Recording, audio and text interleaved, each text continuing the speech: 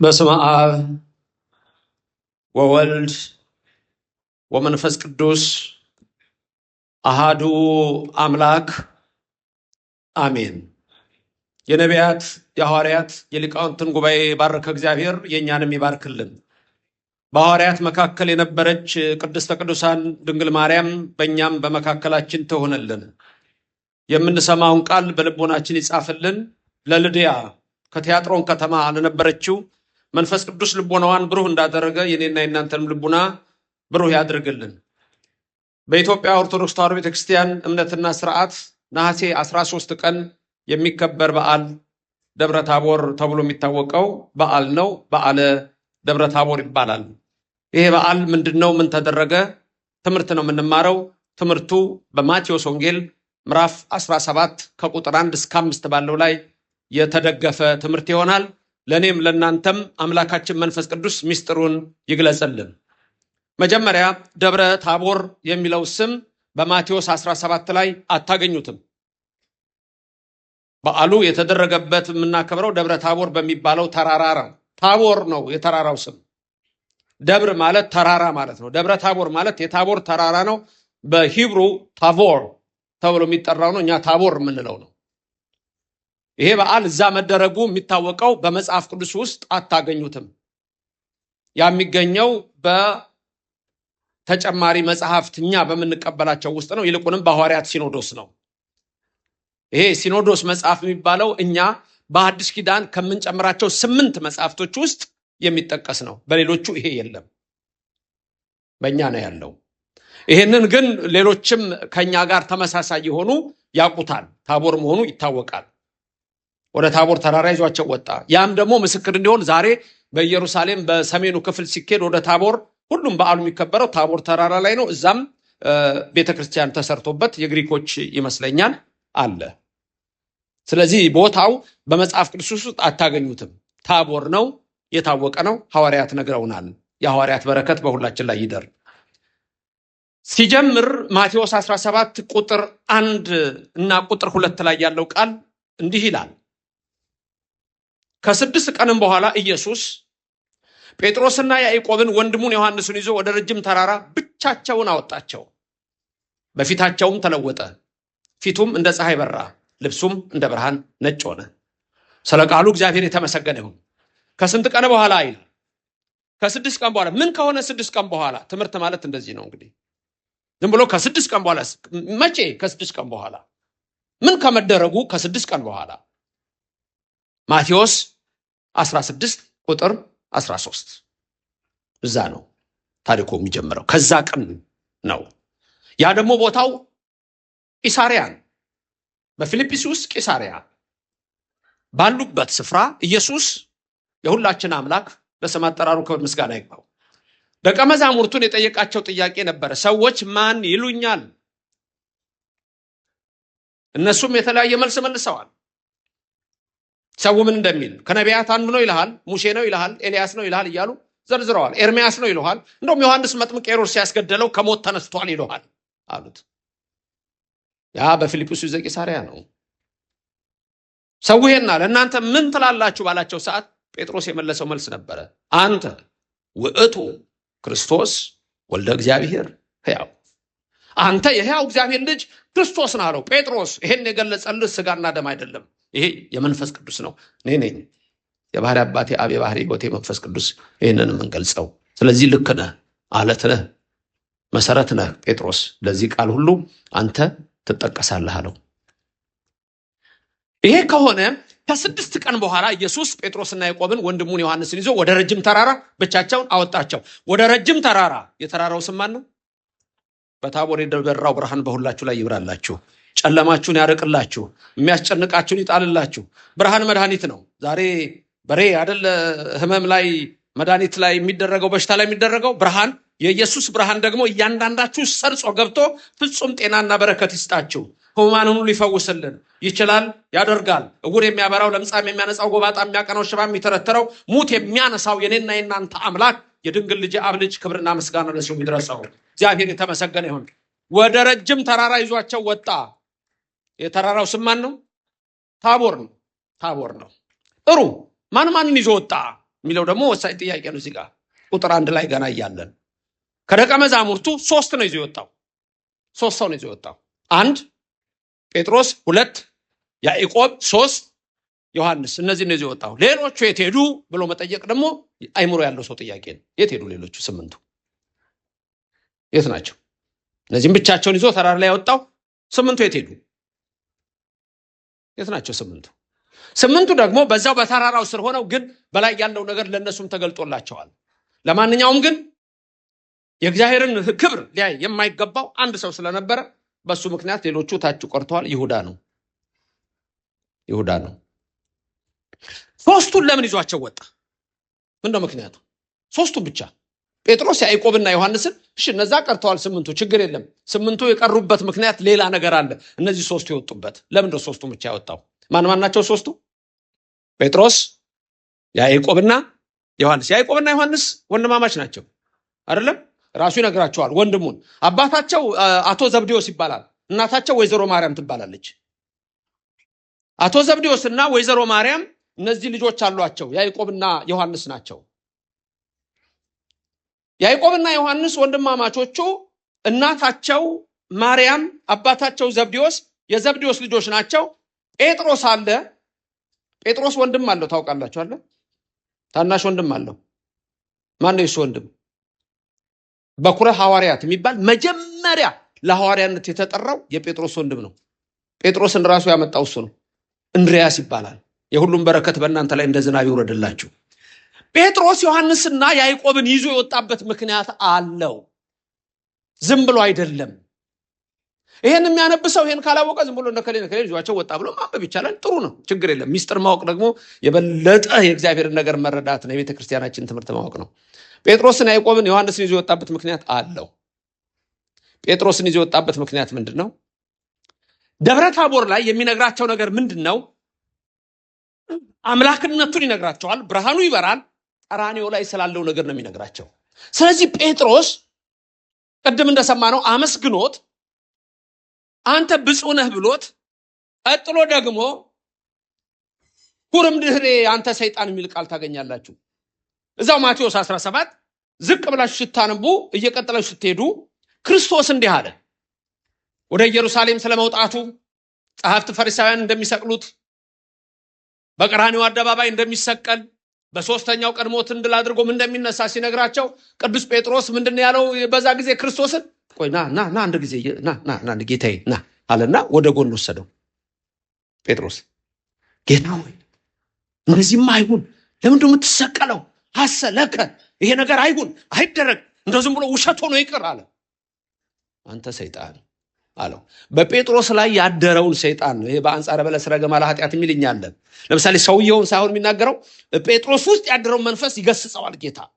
አንተ ሰይጣን ከኋላይ ወግድ፣ እንቅፋት ሆነህብኛልና ይለዋል። ለጴጥሮስ ግን ይሄን ሐሳብ ስላሰበ ለምን እንደሆነ ክርስቶስ የሚሰቀለው ደብረ ታቦር ይዞት የወጣው ለዛ ነው። ስለ ስቅለቱ አልገባውም ጴጥሮስ። ያዕቆብና ዮሐንስ ደግሞ እናታቸው ማርያምን ማቴዎስ ወንጌል ምዕራፍ 20 ቁጥር 20 ማቴዎስ ወንጌል ምዕራፍ 20 ቁጥር 20 ላይ እናታችን ኢየሩሳሌም ወጥቼ እነግሳለሁ ብሏል ጌታ። እነግሳለሁ ስላለ እኛን በቀኝና በግራ ቢትወደድ ያድርገን ብለው እናታቸውን ሂጂና፣ ቅርብ ነች ለጌታ፣ እሷ በጣም ቅርብ ስለሆነች አማላጅ ላኳት። እንደገና ደግሞ ራሳቸው በእናታቸው ማልበቃ ራሳቸው ደግሞ ማርቆስ ወንጌል ምዕራፍ 10 ቁጥር 35 ላይ ያዕቆብና ዮሐንስ ራሳቸው ሄደው ጌታን አንተ ስትነግስ በቀኝና በግራ አብረን እንንገሳሉ። ለማንኛውም የእናታቸው ያደረገችው ልንገራችሁ። ማቴዎስ 20 የያዕቆብና ዮሐንስ እናት የዘብዴዎስ ባለቤት ወደ ጌታ ቀረበች። ጌታ ሆይ እባክህ አንተ በኢየሩሳሌም በምትነግስበት ጊዜ የኔ ልጆች ዮሐንስና ያዕቆብ በቀኝና በግራህ አብረው ይንገሱ፣ ቢትወደድ ይሁኑ አለችው። የምትለምኑትን አታውቁም አላት። እኔ እኮ ነግሳለሁ ያልኩት እሰቀላለሁ ነው። ዳውስ እኔ የምጠጣውን ጽዋ ይጠጣሉ አላት። ይጠጣሉ አለች። እነሱም ራሳቸው እኔ የምጠጣውን ትጠጣላችሁ፣ ትክሉን ትችላላችሁ ሲላቸው እንችላለን አሉ። እውነት ነው። በሞት ያዕቆብ መስሎታል፣ ዮሐንስ ግን አልሞተም። ስለዚህ ያዕቆብና ዮሐንስ የክርስቶስ የመስቀል ነገር አልገባቸውም፣ ንግስና ያለው አልገባቸውም እና ምድር ላይ መንገስ ፈለጉ። ሶስቱም ምድር ላይ መንገስ ፈልገው ነው። ጴጥሮስ አትሰቀል ያለው ምድር ላይ ይነግሳል፣ እኔ አብሬ ያው የእሱ ተከታይ ነኝ ብሎ ነው፣ ሊነግስ ነው። ያዕቆብና ዮሐንስም ሊነግሱ ነው። ስለዚህ የሚያስቡት ምንድነው? ምድራዊ የሆነውን ነገር ብቻ ነው። ሰማያዊው ነገር አልታያቸውም። ክርስቶስ ለስጋም ለነፍስም አምላክ ነው። በነገራችን ላይ አይደለም። የራሽያው ጸሐፊ ሊዮ ቶልስቶይ አንድ የታወቀ ንግግር አለው። እኔ እግዚአብሔር ምድር ላይ ካልጠቀመኝ ገና ለሰማዩ ለማላቀው ምንድነው ይጠቅመኛል ብዬ ተስፋ ማድረገው? በምድር ካልጠቀመኝ ምንድነው የእሱ አምላክነት ይላል። እንግዲህ አንዳንድ ሰዎች ደግሞ ከማስተማር ደረጃ እግዚአብሔር ለሰማዩ ብቻ የሚመስላቸዋል። የምድሩንስ ቢሆን መልበስ፣ መብላት፣ መጠጣት፣ መጠለያ ማግኘት። ታዲያ ይሄን ዝናብ የሚያዘንበው ለምንድን ነው? እንድትበሉ አይደለም እንዴ? ፀሐይ የሚያወጣው ለምንድን ነው? ሊያበስለው አይደለም እንዴ? ስለዚህ እግዚአብሔር የስጋ የሚነፍስም አምላክ ነው። በስጋ ይባርካችሁ፣ በምትሰሩት ይባርካችሁ፣ በህይወታችሁ ይባርካችሁ። አንዳች አትጡ፣ ቤታችሁ ይሙላ፣ ይትረፍረፍ። ይሄን ማድረግ የሚችለው ደግሞ ኢየሱስ ክርስቶስ ስትሰሩ ነው። በምትሰሩት ሁሉ በረከቱን አብዝቶ በቤታችሁ ይሙላላችሁ። ክብር ምስጋና ለስሙ ይድረሰው። ስለዚህ በምድር ይጠቅመናል፣ በሰማይም ይጠቅመናል። ግን ከምድሩ ይልቅ የትኛው ይበልጣል? የሰማው ነው ይበልጣው። ስለዚህ እነሱ አልገባቸው ምድራዊ የሆነው ነገር እዚህ ምድር ብቻ ነው የሚያበቃው። ስለዚህ ጴጥሮስን፣ ያዕቆብን፣ ዮሐንስን ይዟቸው ወደ ተራራ የወጣው ምክንያቱ ገባችሁ? ምድር ላይ መቆየት ነው የፈለጉትና እሱ ደግሞ ገና የሰማይ መንግስት እንዳዘጋጀ ላይ ሶስቱን ለየት ባለ ከደቀ መዛሙርቱ ያወጣቸው ከዚህ የተነሳ ነው። ወደ ረጅም ተራራ ብቻቸውን አወጣቸው። ተራራ ምንድን ነው? ለምን ተራራ ላይ መውጣት ፈለጉ? ሜዳ ላይስ ቢሆን ሜዳ ላይስ ቢሆን አይገልጥላቸውም? ተራራ ላይ መውጣት ለምን አስፈለገው? ሁሉ ነገር ይሄ ሲምቦሊክ የሆነውን ነገር በጣም ልብ በሉ። በኢትዮጵያ ቤተክርስቲያን አሁን ነው እንጂ መሬት ላይ ቤተክርስቲያን ሲሰራ የምታዩት። በጥንቱ እንደውም ከሆነ ምን ላይ ነው የሚሰራው? ተራራ ላይ። ስሙም ደግሞ ምን ተብሎ ይጠራል? ደብረ እከሌ፣ ደብረ እከሌ የሚል ስም የሚሰጠው ከዛ የተነሳል። ነቢዩም እንደተናገረው ኑ እንጨት እንቁረጥ፣ ለእግዚአብሔር ቤት እንስራ፣ ወደ ተራራው እንውጣ ይላል። ስለዚህ አብዛኛው ገጠር ያሉ ቤተክርስቲያናት አይታችኋል። ምን ላይ ናቸው? ከፍ ያለ ስፍራ ናቸው። ተመልከቱ። ተራራ፣ ደብር ማለት ተራራ ነው። ሚስጥሩ ከዚህ ሁሉ ጋር የተገናኘ ነው። የኢትዮጵያ ቤተክርስቲያን እያንዳንዷ ነገሯ መጽሐፍ ቅዱሳዊ ነው። ረጅም ተራራ ላይ ያለ ሰውና መሬት ያለ ሰው ሁለቱን ውሰዳቸው። አንድ ሰው ተራራ ላይ ነው ያለው አይደል? ኧረ ቀላል ነገር። እኔ አሁን እዚህ ጋር እንደ ተራራ ነው አይደል? ትንሽ ከፍ ብያለሁ። ሁላችሁንም አያችኋለሁ? አታዩኝም? አያችኋለሁ? አላያችሁም? ታያላችሁ አይደል? እናንተ እርስ በራሳችሁ ልትታዩ ትችላላችሁ። ከኋላ ያለውን ከምን ያለውን ታያላችሁ። እኔ ግን ከዚህ ጀምሮ ምን አደርጋለሁ?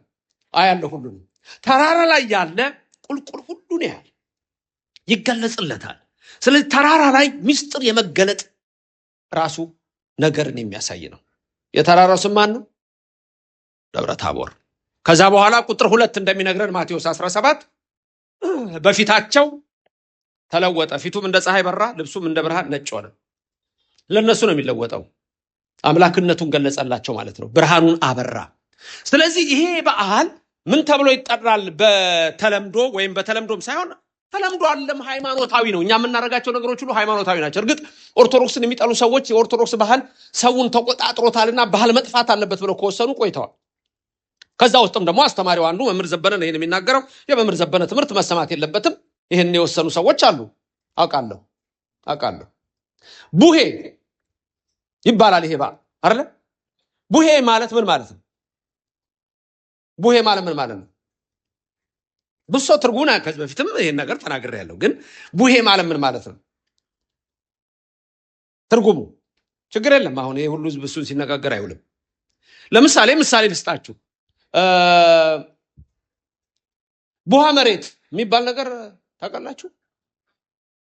ምን አይነት ምን ያለበት ማለት ነው? ወይም ደግሞ የድንጋዩ ስም ምን ይባላል? ባሃ የሚባል ሰምታችሁ አታውቁም? ያ ባሃ የሚባለው ምን አይነት እንትን ነው? እንትን እኮ ይሰራበታል። ቾክ ነጭ ነው አይደል? እና አሁን ብዙ ጊዜ ቡሄ ሲባል ድንጋዩ እንዳይታያችሁ፣ ድንጋዩ ከለሩ ይታያችሁ፣ ነጭ ነው፣ የሚያበራ ነው። ቡሄ ማለት የሚያበራ ብርሃን ማለት ነው። ግዕዝም ነው በነገራችን ላይ። ግን ምን ይመስላችኋል? በተለምዶ ቡሄ ሲባል ምንድነው ቡሄ ብሎ ሊጠይቅ ይችላል ብዙ ሰው። ስለዚህ ቡሄ ማለት ብርሃን ማለት ነው። የብርሃን በዓል ማለት ነው። ያም ደግሞ የሆነው ደብረ ታቦር ላይ ነው። ደብረ ታቦር ላይ ልብሱ ነጭ ሆነ፣ እንደ በረዶ ሆነ፣ በፊታቸው ተለወጠ፣ ብርሃነ መለኮቱን ገለጸላቸው ማለት ነው። ለእኔና ለእናንተም ብርሃነ መለኮቱን ይግለጽልን። ክብርና ምስጋና ለስሙ ይድረሰው። በታቦር ተራራ ላይ ይሄን ገለጽ። ስለዚህ እኛ በዓሉን ምን ብለን እንጠራዋለን? በተለምዶ ቡሄ ማለት የምን በዓል ማለት ነው? የብርሃን በዓል ማለት ነው። የብርሃን በዓል ነው። ቡሄ ማለት እሱ ነው። አሁን ሶስቱ አሉ፣ ተራራው ላይ ናቸው። እዛ ተራራ ላይ አውጥቷቸው 2 ሰዎች መጡ። የነዚህ ደግሞ የሚገርም ነው። ቁጥር 4 እና ቁጥር 5 ላይ እናያቸው። ቁጥር 3 ላይ 4 እና 5 ማየት እንችላለን። ጥሩ 4 እና 5 ቁጥር 4 ላይ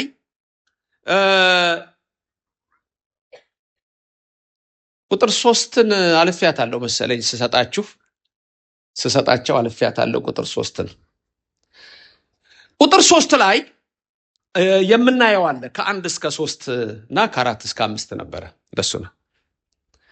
ቁጥር 3 ላይ 2 ሰዎች ይመጣሉ ተራራው ላይ።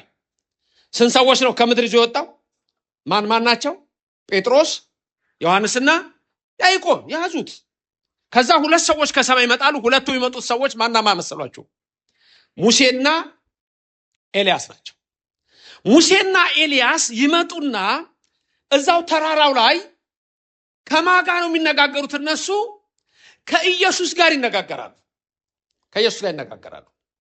ከኢየሱስ ጋር የተነጋገሩት ንግግር ደግሞ ስለምንድን ነው ከተባለ ስለ ቀራንዮ የክርስቶስ መሰቀልና ማዳን በሶስተኛው ቀን ስለመነሳት ነው። አንዱ እሱ ነው። ሁለተኛው ምክንያት ግን ተራራው ላይ ይዟቸው የወጣበት ምክንያት መልስ የሚሰጥ ነው። ሲጀምር ከ6 ቀን በኋላ ይዟቸው ወጣ ያለው ለምን? ማን ብለውታል? ነብይ ነህ ብለውታል አይደል? ነብይ ነህ ስላሉት ኢየሱስ ክርስቶስ የነቢያት አምላክ መሆኑን ሲናገር ሁለት ታላላቅ ነቢያት ይዞ መጣ። በተለይ ሙሴ፣ ከዛ ደግሞ ኤልያስ። ሙሴና ኤልያስን ለምን መረጣቸው? እነዚህ ሁለት ሰዎች ለምን መጡ? ሁለት ነገር ልብ በሉ። አንደኛ ሙሴ ሊቀ ነቢያት ነው። ሁለት ሙሴ ሞቷል አልሞተም? ሞቷል። የት ነው የሞተው? በሞዓብ ምድር። ቦታው ምን ይባላል? ፌጎር ናባው ምድር ይባላል። በሞዓብ ነው። በሞዓብ ሙሴ በዛ ሞቷል። መላእክት ናቸው የቀበሩት። መቃብሩ አይታወቅም። ሲሞት እድሜው 120 ነው። አይኑ አልፈዘዘም፣ ጉልበቱም አልደነዘዘም። የት ነው የምታገኙት ይሄንን? ዘዳግም 34 ቁጥር 5። ማንም ሰው ጥቅስ እየያዘ አይደለም፣ ዝም ብሎ በጭንቅላቱ ነው የሚሰማው።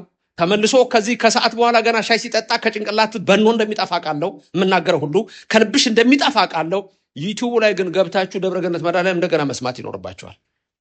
መስማት አለባችሁ። ዝም ብሎ የምጠቅሳቸው ጥቅሶች በጠቅላላ የተገናኙ ናቸው። እነዛን ይሄ ትምህርት ቤትም ሆናችሁ የምትሰሙ ሰዎች ያ ነው። ምክንያቱም እያያዛችኋለሁ። ዝም ብዬ ነው የምናገረው፣ ትምህርት ነው የማስተምረው። ማንም ሰው ማስታወሻ የሚይዝ የለም፣ በስልኩ ላይም የሚይዝ የለም፣ በስልኩ ላይ የሚይዝም የለም። ስለዚህ የዛሬ 15 ቀንም ሳስተምር አዲስ ነው፣ የዛሬ ዓመትም ባስተምር አዲስ ነው። የኢትዮጵያ ኦርቶዶክስ ተዋሕዶ ቤተክርስቲያን በዚህ ተራራ የሚያክል ታቦርን የሚያክል ተራራ የሚያክል ስንፍና አለባችሁ። ሰነፎች ናችሁ። ኃይል ይስጣችሁ እግዚአብሔር። ሰነፉላ ደግማችሁ ስሙ። ሙሴ ሞቷል። ዘዳግም 34 ቁጥር 5 ላይ ሙሴ ሞተ፣ ተቀበረ። ኤልያስ አልሞተም። ሁለተኛ ነገሥት ምዕራፍ 2 ደቀ መዝሙሩ ኤልሳ አለ። ኤልያስ ኤልሳን እግዚአብሔር ሊወስደው ስለሆነ ገና ገልገላ እያሉ ኤልሳ ልጄ እኔ እግዚአብሔር ልኮኛል ወደ ቤቴል ስለሚሄድ አንተ በዚህ ተቀመጥ አለው። ኤልሳም ነብይ ስለሆነ በዛ ሰዓት መንፈስ ቅዱስ ስላደረበት ገብቶታል። ኤልያስ አባቴ በሕያው ነፍስ እምላለሁ አልለይህም፣ ካንተ ጋር ወደ ቤቴል እሄዳለሁ። ምንም ሊያደርገው አልቻለም። ቤቴል ደረሱ። ቤቴል ሲደርሱ ልጄ ኤልሳ እባክህ እኔ እግዚአብሔር ወደ ኢያሪኮ ልኮኛል፣ ስለዚህ አንተ በዚህ ተቀመጥ ኢያሪኮ ልሂድ አለው። እዛ ደግሞ ሲደርስ የነቢያት ልጆች ነበሩ። ኤልሳን ጠሩትና የነቢያት ልጆች ስለሆኑ ሚስጥር ተገልጦላቸዋል። ኤልያስ ለካ እንደሚያርግ ነቢያቱ ተገልጾላቸዋል። ኤልሳ ዛሬ አባትን እግዚአብሔር እንደሚወስደው አውቃል በሳት ሰረገላ። ዝም በሉ አውቃለሁ፣ ዝም በሉ። ልጄ ኤልሳ ተቀመጥ። አልቀመጥ፣ በሕያው ነፍስ እምላለሁ እሄዳለሁ ኢያሪኮ ካንተ ጋር። ኢያሪኮ ሄዱ። እባክህ ልጄ ኤልሳ ወደ ዮርዳኖስ ልኮኛልና አንተ በዚህ ተቀመጥ፣ እኔ ደርሼ እመለሳለሁ አሉ። በሕያው ነፍስ እምላለሁ። እዛም የነቢያት ልጆች ኤልሳ አንተ እኮ አባት ዛሬ ሊሄድ ነው። ዝም በሉ አውቃለሁ፣ ዝም በሉ እናንተ። ዮርዳኖስ ሲደርሱ ውሃ ሞልቷልና ኤልያስ መጎናጸፊያውን አነሳና መታው፣ ተከፈለ።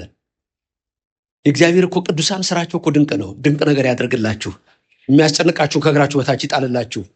ተሻገሩና ሄዱ። ከዛ በኋላ በኤልሳ እኔ መሄዴ ነው፣ መነጠቄ ነው፣ ወደ ብሔረ ሕያዋን ሊሄድ ነው። ከዛ በፊት የምትጠይቀኝ ካላለው ጠየቀ። መንፈስ ቅዱስ ሆኖ ይደርብሃለው። ከዛ በኋላ ኤልያስ እየተነጋገሩ እያዘገሙ ይላል መጽሐፉ። እያዘገሙ ሁለቱ ሲሄዱ የእሳት ፈረስና የእሳት ሰረገላ መጣና በመካከላቸው ገባና ለያቸው። ኤልያስ እንዳውሎ ነፋስ ነጠቀና ወሰደው፣ በእሳት ፈረስ ወጣ። ኤልሳ እያየ ከላይ አባቴ ይላል። መጎናጸፊያውን ጣለለት። ያችን መጎናጸፊያ ያዘና ተመለሰ። ሲመለስ ዮርዳኖስ ሞልቷል። አሁን ምንድን ያደረገው? የኤልያስ አምላክ ወዴት ነህ አለና ሲመታው ተከፈለለት። ያ መጀመሪያ ዝም ብሎ ቢመታው አይከፈልም በትርጓሜው የኤልያስ አምላክ ወዴት ነህ ብሎ ሲመታው ባህሩ ተከፍሎለት ተሻገረ። የኤልያስ አምላክ ከእናንተ ጋር ይሁን፣ የቅዱሳን አምላክ ከሁላችን ጋር ይሁን። ኦርቶዶክስ ተዋሕዶ ቤተክርስቲያን ቅዱሳንን የምናከብርበት ዝም ብለን አይደለም። ተመልከቱ፣ ሌላው ንቆ አቃሉ ታውታለች። በእኛ ዘንድ ግን ይሄ ሁሉ ምስጢር ስላለ መጽሐፍ ቅዱስ ነው የሚተገበረው። የኤልያስ አምላክ ወዴት ነህ አለው፣ ከፈለው። ኤልያስ ተወሰደ፣ አልሞተም። ማናቸው የመጡት? ቁጥር 3 ላይ እነሆም ሙሴና ኤልያስ ከእርሱ ጋር ሲነጋገሩ ታዩአቸው። ጥያቄ፣ ተነጋገሩ አይደለም?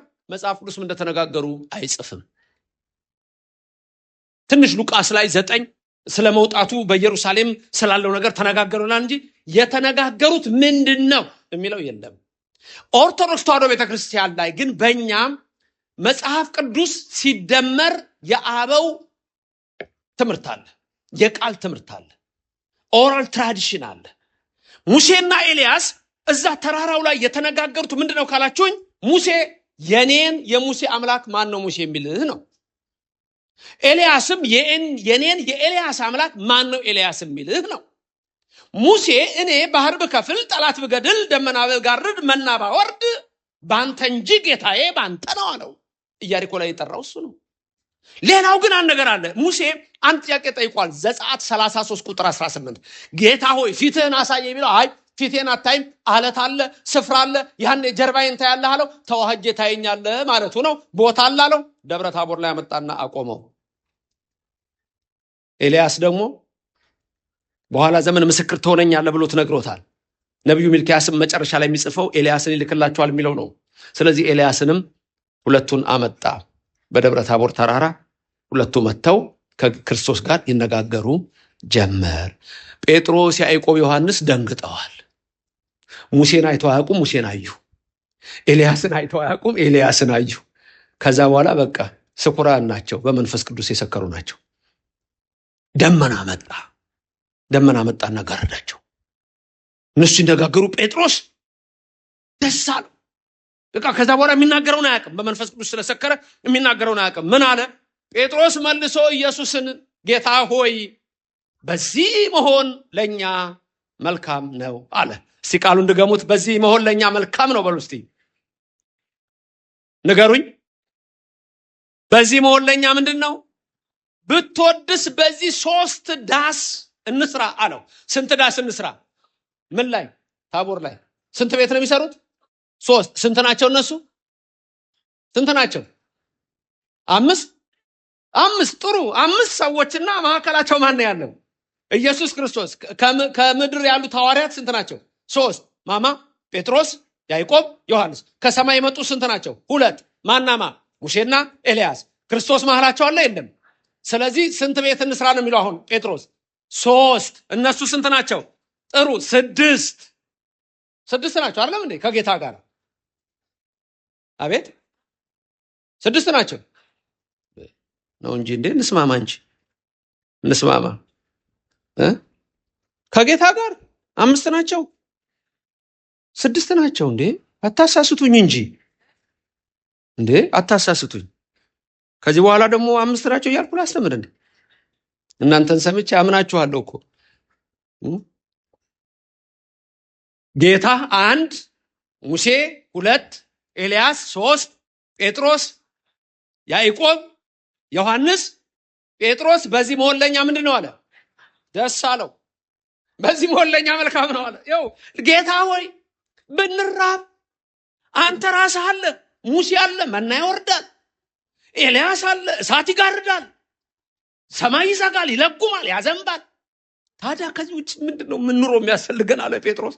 አሳ ማጥመድ አይደል ስራው? ተገላገልኩ አለ። በቃ ከአሳ ማጥመድ። አንዳንድ ሰዎች የሆድ ነገር ብቻ ነው የሚታያችሁ፣ የሆድ ነገር ብቻ። ተገላገልኩ የምን አሳ ማጥመድ ነው? እዚህ ቁጭ ብዬ እየበላሁ እኖራለሁ አለ። ጥሩ መልካም ነው። የስጋውንም እግዚአብሔር ያውቃል። ሙልት ታርጎ ይስጣችሁ፣ ሙልት ታርጎ ይስጣችሁ። ስራ ለሌላችሁ ስራ ይስጣችሁ፣ የጎደለባችሁን ይሙላላችሁ። ሁሌ እንደምለው አይችልም፣ አያደርግም፣ ፈጥኖ ያድርግላችሁ። እሱን ነው የምለው፣ ፈጥኖ ያድርግላችሁ። ክብር ምስጋና ለእግዚአብሔር ይድረሰው። በዚህ መሆን ለኛ መልካም ነው። ብትወድስ ከፈቀድክ ስንት ቤት እንስራ? በዚህ 3። ለማ አንዱን ላንተ። ተመልከቱ፣ ዘረዘራው ጴጥሮስ ነው እንግዲህ። አንዱ ለማን ነው የሚሰራው? ለጌታ ኢየሱስ። አንዱ ደግሞ ለማን ነው የሚሰራው? አሃደ ለከ ወአሃደ ለሙሴ ወአሃደ ለኤልያስ። ተመልከቱ፣ አንዱ ለማን? ለኢየሱስ ነው የሚሰራው ቤቱ። አንዱስ ለሙሴ፣ አንዱ ደግሞ ለማን ሊሰራ ነው? ለኤልያስ። ጴጥሮስ ሩሜት ፈልጓል። ምክንያቱም 6 ቤት እንስራ አላለ። አያችሁ፣ 6 እንስራ አላለ። ስንት ናቸው እነሱ? 3 እንስራ አለ። አይ ጴጥሮስ እንደ ጴጥሮስ አዋቂ እኮ የለም። ከዛ ምን ሊሆን ነው? አዛምዱ፣ እስቲ እዚህ ውስጥ አዛምዱ። ኢየሱስ ክርስቶስ አለ፣ ሙሴ አለ፣ ኤልያስ አለ። ከዚህ ደግሞ እነማን አሉ? ጴጥሮስ አለ፣ ያዕቆብ አለ፣ ዮሐንስ አለ። ሙሴ ሞቷል አልሞተም? ሞቷል አልሞተም? ሞቷል። ጴጥሮስ ሞቷል አልሞተም? በኋላ ላይ በሕይወቱ ሞቷል አልሞተም? ያዕቆብስ ሞቷል አልሞተም? ሞቷል። ኤልያስ ሞቷል አልሞተም? ዮሐንስ ወንጌላዊስ ሞቷል አልሞተም? ስለዚህ አዛምዷ ከማጋ ይኑር። ደልድሉ ብትባሉ ማን ከማለት ደለድሉ? ቤቱ 3 ነው፣ 2 ማድረግ አለባችሁ አይደለም? ስለዚህ ጴጥሮስ የሐዋርያት ምንድን ነው? አለቃ ነው አይደለም እንዴ? ሙሴ ከማጋ ሊሆን ነው? ሙሴ ከማጋ ሊሆን ነው? ከያዕቆብ ጋር። ተመልከቱ፣ ከያዕቆብ ጋር ሊሆን ነው ሙሴና ያዕቆብ አንድ ላይ። ከዛ ደግሞ አንድ ላይ ማናማ ሊሆኑ ነው? ያልሞቱት አሉ አለ 2 ማናማ? ኤልያስና ዮሐንስ አንድ ቤት። ስለዚህ ያዕቆብ ማጋ ሊገባ ነው? ሙሴ ጋር። ዮሐንስ ማጋ ሊገባ ነው? ኤልያስ። ጴጥሮስ ማጋ ሊገባ ነው? ጴጥሮስ ማለት ይሄ ነው። የታደለ ነው። እኔ እንደዚህ ነው የምፈልገው፣ እናንተም እንደዚህ ፈልጉ። ከጌታ ጋር መኖር፣ ከኢየሱስ ክርስቶስ ጋር መኖር። በዚህ መኖር ለኛ መልካም ምኞት ነው። መልካም ምኞት ያድርግልን እግዚአብሔር። ክብር ምስጋና ይግባው። ጴጥሮስን አያችሁት? ከጌታ ጋር አብሮ ሊሆን። እንደዚህ ነው ነገሩ። ተመልከቱ፣ 3 ቤት እንስራ አለ። ሲነጋገሩ ግን ብሩህ ደመና ጋረዳቸው። እነሆም ከደመናው በእርሱ ደስ የሚለኝ የምወደው ልጄ ይህ ነው አለ። ማን ነው እንዲህ የሚለው ደግሞ? ልጄ ብሎ የሚጠራው ማን ነው? አብ ምን አለ ከሰማይ? ዝንቱ ውእቱ ወልድየ ዘአፈቅር፣ የምወልደው ልጄ ይሄ ነው አላቸው። የምወልደው። ተመልከቱ፣ ወልድ ዋህድ፣ እሱ ልጄ ነው አለ። ከዛ ቀጥሎ ምን አላቸው? እርሱ ምን በሉት? ስሙት። ኢየሱስ በሰማይ እናት አለው? ምን አለው? አባት። በምድር አባት አለው? ምን አለው? አባቱም ልጄን ስሙት ብሏል። እናቱ ደግሞ ዶኪማስ ቤት ሰርጉ ላይ ምን አለች? ልጄን። 2 ምስክር፣ አባቱም እናቱም የመሰከሩለት ኢየሱስ ክርስቶስ ለስም አጠራሩ ክብር ምስጋና ይገባው። ልጄን ስሙት። የኦርቶዶክስ ትምህርታችን ይሄን ነው የሚነግረን። አያችሁ፣ መሰረቱ ሁሉ ይሄ ነው። እርሱን ስሙት የሚል ድምፅ ከሰማይ መጣ። እሱም አብ ነው። መንፈስ ቅዱስ አድሮባቸዋል። አብ በሰማይ ይናገራል።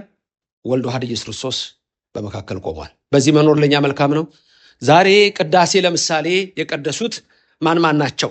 በዋና ቄስ ማን የቀደሰው? መርጌታ፣ ቀሲስ ብስራት ናቸው አይደለም? በዋናነት የቀደሱት እሳቸው የማ ምሳሌ መሰሏቸው? የሙሴ። ተጨማሪ ሆኖ የቀደሱት ደግሞ ማን ናቸው? ቀሲስ ነህምያ የኤልያስ ምሳሌ ናቸው። በእድሜ 2 ከፍ ያሉ ናቸው አይደለም? ዲያቆን ሆኖ የቀደሰው ደግሞ ማን ነው? ዲያቆን ሆኖ የቀደሰው ዲያቆን ዳግማዊ ነው። እሱ የጴጥሮስ ምሳሌ ነው። ተጨማሪ ሆኖ ደግሞ የቀደሰ የለም። ማን ነው እሱ? ሳሚ ነው አይደል? ዲያቆን ሳሚ ደግሞ የያዕቆብ ነው። 3ኛ ሆኖ ደግሞ የቀደሰ የለም። ዲያቆን ማን ነው? ዮሐንስ ነው። የዮሐንስ ምሳሌ ነው። ኢየሱስስ? ታቦቱ ማን ነው? ጽላቱ ማን ነው? ታቦት እመቤታችን፣ በውስጥ ያለው ጽላት ኢየሱስ ክርስቶስ ነው። ተመልከቱ፣ ኢየሱስ ክርስቶስ አለ። ሙሴና ኤልያስ አሉ። ያዕቆብ፣ ጴጥሮስ፣ ዮሐንስ አሉ። በኦርቶዶክስ መኖር ለኛ፣ በዚህ መኖር ለኛ መልካም ነው። ተመልከቱ፣ ደብረ ታቦር የኢየሱስ ክርስቶስ አምላክነት የተገለጸባት ናት። ሌላ ቦታ ላይ አይገለጽም አለ። ግን አሁን የተገለጸ ነው። ዋናው በኦርቶዶክስ ተዋሕዶ ቤተክርስቲያን ኢየሱስ ክርስቶስ አምላክ እንደሆነ የሚነገረው ሁልጊዜ ለዚህ ነው። አማላጅ የሚል ነብይ ነው የሚል ተራ ሰው ነው የሚል ለስም አጠራሩ ክብር ምስጋና ይግባውና የለም። ደብረ ታቦር ተራራ ላይ የተፈጸመው ይሄ ነው። ክብርም ምስጋናም ለእግዚአብሔር ይድረሰው።